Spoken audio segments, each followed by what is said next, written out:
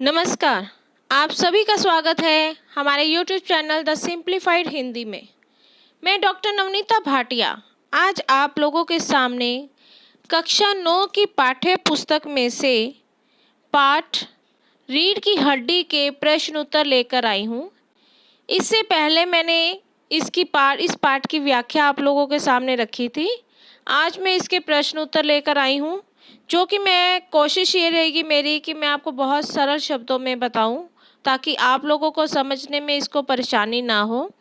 लेकिन इससे पहले मैं ये कहना चाहूँगी कि जिन्होंने मेरे चैनल को सब्सक्राइब नहीं किया वो सब्सक्राइब करें, और जो आप उनके दूसरे जान पहचान के लोग हैं उनसे भी सब्सक्राइब करवाएं, और वीडियो को अधिक से अधिक शेयर कीजिए और बेल आइकन के बटन को दबाइए ताकि जो मेरे आने वाली वीडियोस हैं वो सबसे पहले आप लोगों के पास पहुंचे, आप लोगों के पास आए। तो आइए शुरू करते हैं रीढ़ की हड्डी पाठ के प्रश्न उत्तर। पहला प्रश्न है, राम स्वरूप और गोपाल प्रसाद का बात बात पर एक हमारा जमाना था कहकर अपने समय की तुलना वर्तमान समय से करते हैं। इस प्रकार की तुलना करना कहाँ तक तर्क संगत है? क्या कहता है इसमें लेखक कि क्या प्रश्न पूछा गया है कि जो राम स्वरूप हैं और जो गोपाल प्रसाद हैं वो हर एक बात पर ये कहते हैं कि एक हमारा जमाना था, यानी कि वो अपने पुराने समय को याद करते हैं और आज के समय की तुलना, वर्तमान समय की तुलना अपने पुराने समय के साथ करते हैं। तो प्रश्न ये पूछा गया है कि इस प्रकार की तुलना करना कहाँ तक तर्क संगत माना जाता है। उत्तर क्या है? उत्तर है कि राम स्वरूप और गोपाल प्रसाद दोनों पुराने जमाने के बुजुर्ग हैं, यानी कि दोनों ही पुराने समय के हैं और बुजुर्ग हो चुके हैं। दोनों को वर्तमान जमाने की तुलना में अपना जमाना याद आता है। ये यादें जो है वो स्वाभाविक है, यानी कि पुराने आज का जो समय है उसमें कुछ ना कुछ परिवर्तन हुआ है, तो उन्हें पुराने समय जो अपना समय है वो समय ज़्यादा अच्छा लगता है और वो याद आता है, और यह यादें आना स्वाभाविक है। इन यादों के लिए इतना प्रयत्न नहीं करना पड़ता, कि प्रयत्न नहीं करना पड़ता अर्थात ये यादें अपने आप ही आ जाती हैं। अपना बात कोई चल रही हो तो अपना समय याद आना, अपनी पुरानी याद आना, ये स्वाभाविक चीज़ है। परंतु इन तुलनाओं को दूसरों के सामने प्रकट करके उन्हें नीचा दिखाना गलत है। लेकिन आप अपने समय को याद करते हो, अपने समय को याद करते हुए वर्तमान समय की तुलना उसके साथ करते हो और लोगों को गलत ठहराते हो, तो ये काम करना गलत है। ऐसा करने से बुजुर्ग लोग अपने हाथों में ऐसा हथियार ले लेते हैं जिसकी काट वर्तमान पीढ़ी के पास नहीं होती, यानी कि वो पुराने समय को याद करते हैं और आज के समय के साथ उसकी तुलना करते हैं। तो वो ऐसे हथियार ले लेते हैं कि हमारा समय तो ऐसा था, हमारे समय में ये होता था, वैसा होता था, ऐसी बातें करते हैं। तो इन चीज़ों की कोई भी काट वर्तमान पीढ़ी के पास नहीं है, यानी कि इनका कोई भी कुछ वर्तमान पीढ़ी जो है वो उस समय को के लिए कुछ भी नहीं कर सकती। वो समय जैसा था वो उस समय के अनुसार थे। आज वर्तमान समय बदल गया, एक नया ज़माना आ गया, तो आज वो आज के समय के अनुसार चल रहे हैं, तो वो पुराने समय के अनुसार कुछ भी नहीं कर सकते। कोई ऐसी उनके पास कोई उनकी परिस्थितियाँ ऐसी हैं कि वो कुछ भी हल नहीं निकाल सकते। यूँ भी हर ज़माने की अपनी स्थितियाँ होती हैं। ज़माना बदलता है तो उसमें कुछ कमियों के साथ सुधार भी आते हैं। अगर समय बदलता है तो पुराने समय में जो कुछ हो रहा था उसमें वर्तमान समय में कुछ सुधार भी आते हैं, कुछ परिवर्तन भी होते हैं। परंतु बुजुर्ग लोग जो हैं वो अपने पक्ष में एक तरफा सुनते हैं, जो कि तर्क संगत नहीं है। यानी कि जो हमारे बुजुर्ग हैं उनको ये लगता है कि जो हम कह रहे हैं वही सही है, जो आज की वर्तमान पीढ़ी कह रही है वो सही नहीं है, तो ये तर्क संगत नहीं माना जा सकता। ये मनोरंजन के लिए तो ठीक है, परंतु इसका कोई महत्व नहीं है। यानी अगर हम इसको मनोरंजन के लिए अपनी पुरानी बातों को दूसरों को सुनाएं तो वो मनोरंजन के नज़र से अगर हम देखें तो सही है, लेकिन अगर हम आज के समय के साथ उसकी तुलना करें तो उसका कोई भी महत्व नहीं रहता।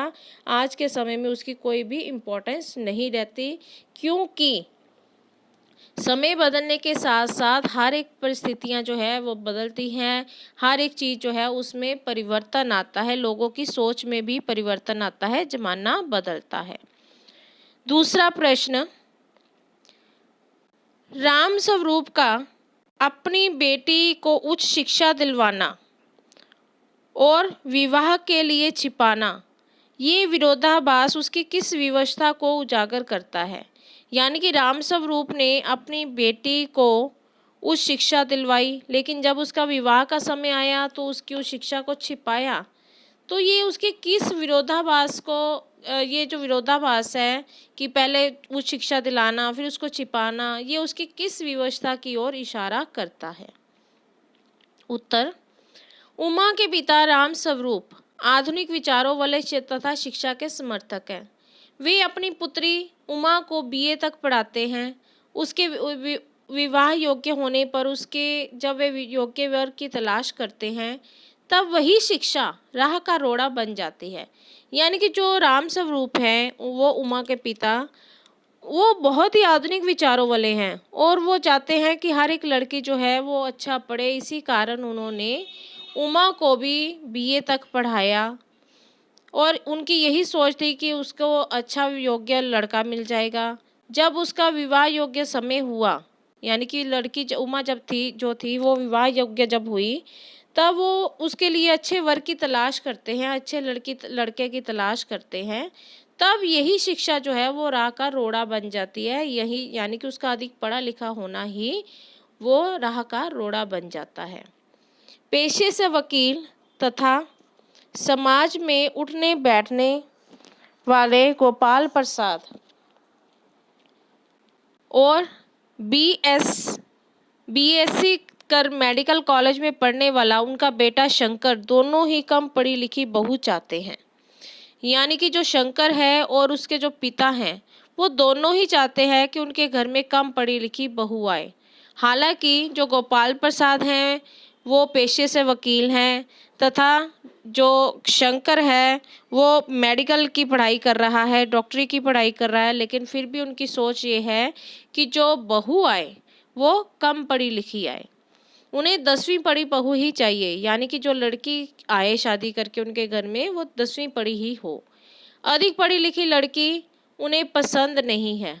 अपनी बेटी की शादी के लिए राम स्वरूप इस बात को छिपा जाते हैं। किस बात को छिपा जाते हैं?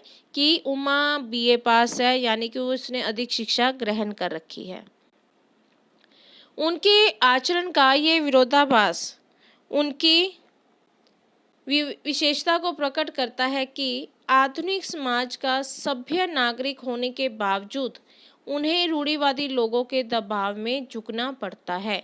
यानी कि किस विशेषता की ओर को प्रकट करता है उनका ये विरोधाभास, उनका ये आचरण जो है कि वो आधुनिक समाज में रहते हैं, एक सभ्य नागरिक है, अच्छे नागरिक है, पढ़े लिखे हैं, लेकिन इसके बावजूद उन्हें रूढ़िवादी लोगों यानी कि पुरानी सोच वाले जो लोग हैं उनके दबाव में आना पड़ता है और झुकना पड़ता है।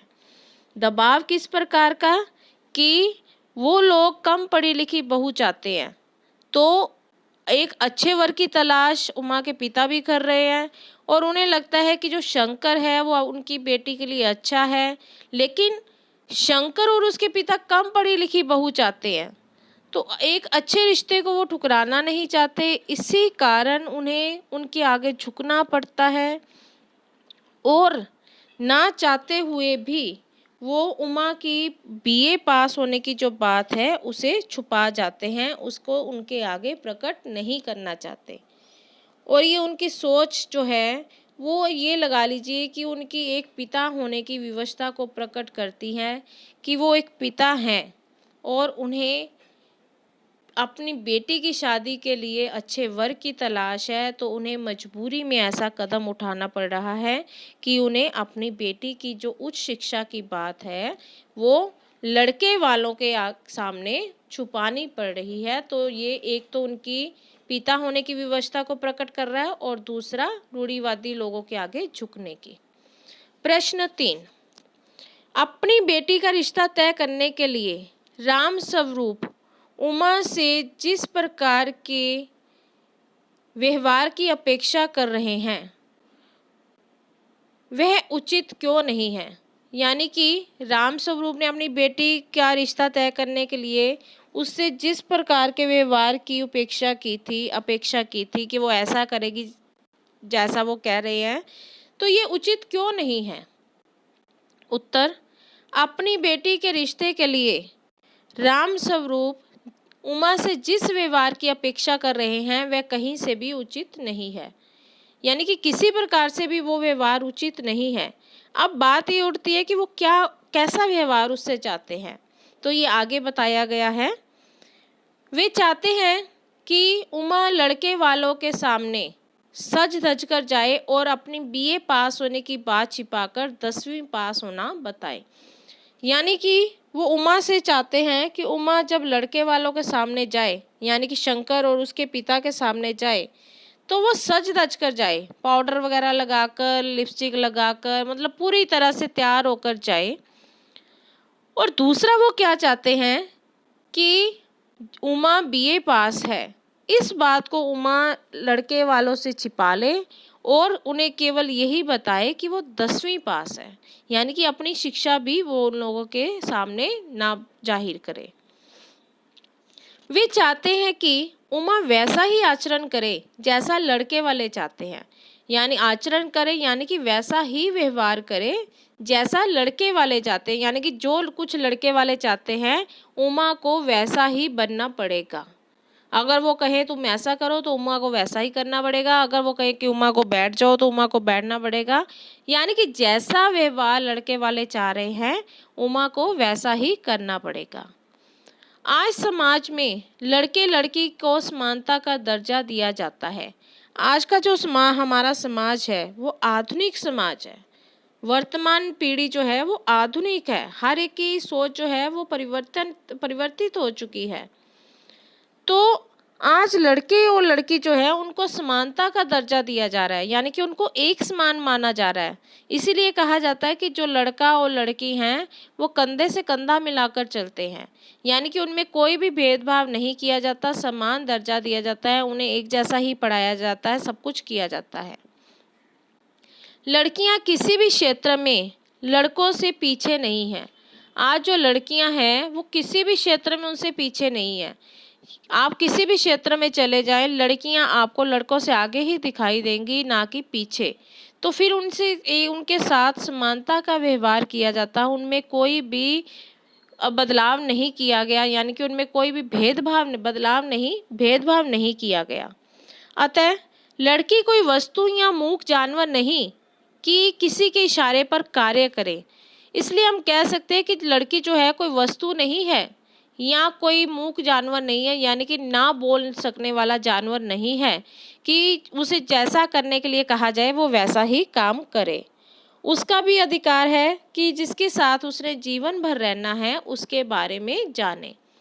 यानी कि लड़की को भी पूरा अधिकार दिया गया है कि उसने जिसके साथ अपने जीवन भर रहना है, यानी कि अपने सारी जिंदगी जिसके साथ बितानी है शादी के बाद, उसके बारे में वो सब कुछ जान सके। उसकी रुचियों, पसंद नापसंद का भी सम्मान किया जाना चाहिए। किसकी? लड़की की।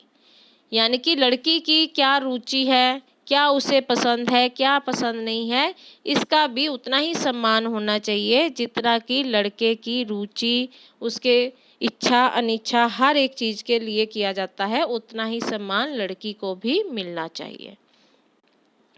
प्रश्न 4, गोपाल प्रसाद विवाह को बिजनेस मानते हैं तथा राम स्वरूप अपनी बेटी की उच्च शिक्षा छिपाते हैं। क्या आप मानते हैं कि दोनों ही समान रूप से अपराधी हैं? अब दोनों ने ही एक ऐसे कार्य किए हैं कि दोनों को क्या हम अपराधी कह सकते हैं? यानी कि गोपाल प्रसाद जो है वो हमारे उसमें आया पाठ में कि गोपाल प्रसाद ने विवाह को बिजनेस माना। वो कहते हैं कि आइए बिजनेस की बात कर ली जाए। और राम स्वरूप ने क्या किया कि उन्होंने अपनी बेटी की उच्च शिक्षा को छिपाया। तो प्रश्न क्या किया गया है कि आप क्या दोनों को ही एक जैसा ही अपराधी मानते हैं? इसके बारे में आपने अपने विचार लिखने हैं। उत्तर: गोपाल प्रसाद विवाह को बिजनेस मानते हैं, इसलिए वे बातचीत में कहते हैं चलो अब बिजनेस की बात कर ली जाए।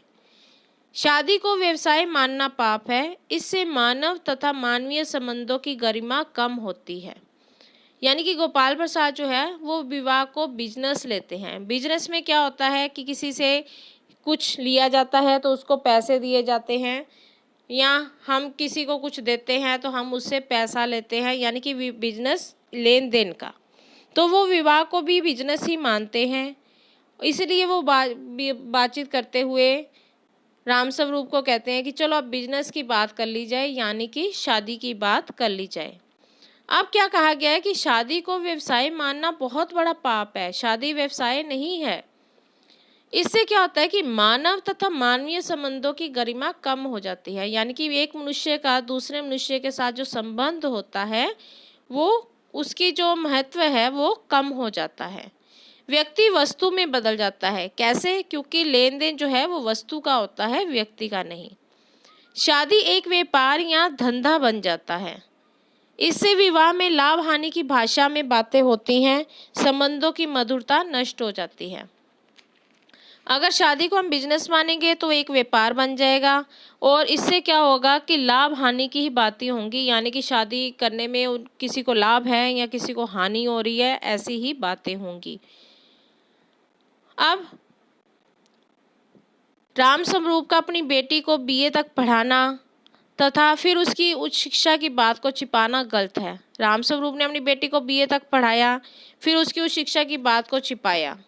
उसे अपनी सुशिक्षित बेटी पर गर्व होना चाहिए था। उसने समाज की धारणा के विपरीत उसे पढ़ाया लिखाया तो सही, किंतु जब इस कारण रास्ते में बाधाएं आई तो मुंह छिपाने लगा। उसका ये व्यवहार कायरतापूर्ण है। यानी कि राम स्वरूप ने अपनी बेटी को बीए तक पढ़ाया, लेकिन जब उसकी शादी की बात आई तो उसने उसकी उस शिक्षा को छिपा लिया, जो कि गलत है। उसे तो अपनी पढ़ी लिखी सुशिक्षित यानी कि अधिक पढ़ी लिखी बेटी पर गर्व होना चाहिए था, लेकिन इसके विपरीत उसने क्या किया कि अपनी बेटी को पढ़ाया लिखाया तो सही, लेकिन जब रास्ते की बाधाएं आई, यानी कि जब उसकी शादी की बात आई तो वो मुंह छिपाने लगा, यानी कि उसने अपनी बेटी की उच्च शिक्षा की बात को छिपा लिया। यह व्यवहार कायरतापूर्ण है, यानी कि बहुत बड़ी गलती उसने की है। उसे समाज में मजबूती से खड़ा होकर उसके लिए योग्य और स्वाभिमानी वर्ग की तलाश करनी चाहिए थी, यानी कि उसे बजाय उसकी शिक्षा की बात को छिपाने के उसे और अधिक पढ़ा लिखा और स्वाभिमानी लड़का उसके लिए तलाश करना चाहिए। जहां अब तुलना की बात आती है, जहां तक दोनों के समान रूप से अपराधी होने की बात है, गोपाल प्रसाद अधिक बड़ा अपराधी है। अब दोनों की अगर हम देखें कि दोनों में से अपराधी होने की ज़्यादा अधिक बड़ा अपराधी कौन है, या दोनों क्या समान रूप से अपराधी हैं, तो गोपाल प्रसाद को वो कहता है कि अधिक बड़ा अपराधी है। क्यों? क्योंकि वो विवाह को बिजनेस मानता है। गेंद उसके पाले में है। राम स्वरूप का तो उस जैसे लोगों की प्रतिक्रिया पर जीवित है, और जो राम स्वरूप जैसे लोग हैं वो उन लोगों के ऊपर ही जीवित रहते हैं। राम स्वरूप की मजबूरी फिर भी कम बुरी है। उसका वश चलता है तो वह गोपाल प्रसाद जैसे ढोंगियों को बखिया उधेड़ कर रख देता, परंतु इससे उसी कन्या की जिंदगी खराब हो सकती थी। अब राम स्वरूप ने जो झूठ बोला, उसने मजबूरी में आकर ऐसा किया। अगर वो चाहता तो वो गोपाल प्रसाद की बात सुनकर उसको घर से निकाल सकता था, लेकिन उसे ऐसा लगा कि ये रिश्ता टूट जाएगा तो उसकी बेटी की ज़िंदगी खराब हो जाएगी, इसी कारण उसने ऐसा नहीं किया। तो राम स्वरूप अपराधी तो है, लेकिन जो गोपाल प्रसाद से कम अपराधी माना जाता है, गोपाल प्रसाद अधिक बड़ा अपराधी है। प्रश्न 5, आपके लाडले बेटे की रीढ़ की हड्डी है भी या नहीं? उमा इस कथन के माध्यम से शंकर की किन कमियों की ओर संकेत करती है? उमा ने गोपाल प्रसाद से पूछा कि आपके बेटे की रीढ़ की हड्डी है भी या नहीं। अब उमा ने ये जो बात कही तो वो जो शंकर के अंदर कौन सी ऐसी कमियां हैं जिनके बारे में वो बताती है। उत्तर, आपके लाडले बेटे की रीढ़ की हड्डी है भी या नहीं के माध्यम से उमा शंकर की निम्नलिखित कमियों की ओर संकेत करना चाहती है। नंबर 1, गोपाल प्रसाद उमा की शिक्षा, उसके गुण, चाल ढाल तथा खूबसूरती के विषय में बार बार जानना चाहते हैं, पर अपने बेटे के बारे में तनिक भी ध्यान नहीं देते हैं। जो गोपाल प्रसाद है वो उमा की शिक्षा के बारे में जानना चाहते हैं, उसकी सुंदरता के बारे में जानना चाहते हैं, उसके चाल चलन के बारे में जानना चाहते हैं, लेकिन अपने बेटे की तरफ वो बिल्कुल भी ध्यान नहीं देते कि उनका बेटा क्या कुछ कर रहा है। Number 2, Gopal Prasad medical college की पढ़ाई कर रहे अपने बेटे को बहुत होशियार समझते हैं, परंतु वास्तव में ऐसा नहीं है। गोपाल प्रसाद के दिमाग में क्या है कि उनका बेटा मेडिकल कॉलेज में पढ़ाई कर रहा है तो वो बहुत अधिक होशियार है, बहुत अच्छा बच्चा है, लेकिन असलियत में वो ऐसा नहीं है। नंबर 3, शंकर का चरित्र भी बहुत अच्छा नहीं है। लड़कियों के हॉस्टल के चक्कर लगाते हुए पकड़ा गया था। जो शंकर है उसका जो चरित्र है वो भी कहीं बहुत अच्छा नहीं है, क्योंकि वो कॉलेज लड़कियों का जो हॉस्टल था उसके बाहर चक्कर लगाते हुए पकड़ा गया था और उमा ने खुद उसे वहाँ पर चक्कर लगाते हुए देखा था। 4, उसमें आत्मविश्वास की कमी है। उसमें, किसमें? यानी कि शंकर में। शंकर में आत्मविश्वास की कमी है। कैसे? जब उसके पिता कहते हैं कि बैठ जाओ तो वो बैठ जाता है, वो कहते हैं कि ऐसा करो तो वो शंकर वैसा ही करता है, यानी कि वो पिता की हाँ में हाँ मिलाता है। उसके अंदर अपना आत्मविश्वास जो होना चाहिए वो नहीं है। 5, वह झुककर चलता है। उसकी शरीर की बनावट भी अच्छी नहीं है, यानी कि वो सीधा तनकर खड़ा नहीं हो सकता, वो चलता है तो वो झुककर चलता है। इसका अर्थ क्या हुआ कि उसकी शारीरिक बनावट जो है वो अच्छी नहीं है, यानी कि वो सही ढंग से ना तो खड़ा हो सकता है ना ही वो बैठ सकता है। तो इस प्रकार उमा ने शंकर की कई कमियों की ओर संकेत किया है। प्रश्न 6, शंकर जैसे लड़के या उमा जैसी लड़की समाज को कैसे व्यक्तित्व की आवश्यकता है? अब क्या कहा गया कि समाज को कैसे मनुष्य की जरूरत है, शंकर जैसे लड़के की या उमा जैसी लड़के की? उत्तर, समाज को उमा जैसे व्यक्तित्व की जरूरत है। उमा जैसा व्यक्तित्व समाज में होना बहुत आवश्यक है। क्यों होना आवश्यक है? क्योंकि उमा जो है वो चरित्रवान है, वो बहुत अच्छे चरित्र की लड़की है, शिक्षित लड़की है। उसके पिता राम स्वरूप गोपाल प्रसाद से उमा की शिक्षा की बात छिपाते हैं, परंतु गोपाल प्रसाद के पूछने पर वे अपनी शिक्षा के बारे में दृढ़तापूर्वक बता देती है। हालांकि उसके जो पिता हैं राम स्वरूप, वो गोपाल प्रसाद से यानी कि शंकर के पिता से उमा की शिक्षा की बात छिपाते हैं, लेकिन जब गोपाल प्रसाद ने उससे उसकी शिक्षा के बारे में पूछा तो उसने अपनी शिक्षा के बारे में दृढ़तापूर्वक बता दिया, यानी कि बिना डरे उसने बता दिया कि उसने बीए पास कर रखा है। इसके विपरीत शंकर स्वयं तो उच्च शिक्षा प्राप्त कर रहा है, परंतु वह नहीं चाहता कि उसकी पत्नी जो है वो भी उच्च शिक्षा प्राप्त हो।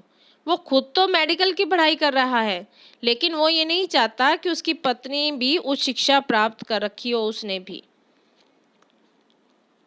अतः समाज को शंकर जैसे व्यक्तित्व की जरूरत नहीं है, तो इसलिए समाज को शंकर जैसे व्यक्तित्व की जरूरत नहीं है। शंकर जैसा व्यक्तित्व से हमें ना अच्छे समाज उपयोगी स्वस्थ विचारधारा वाले नागरिक मिलेंगे और न ही इनसे समाज और राष्ट्र की उन्नति में योगदान की अपेक्षा की जा सकती है।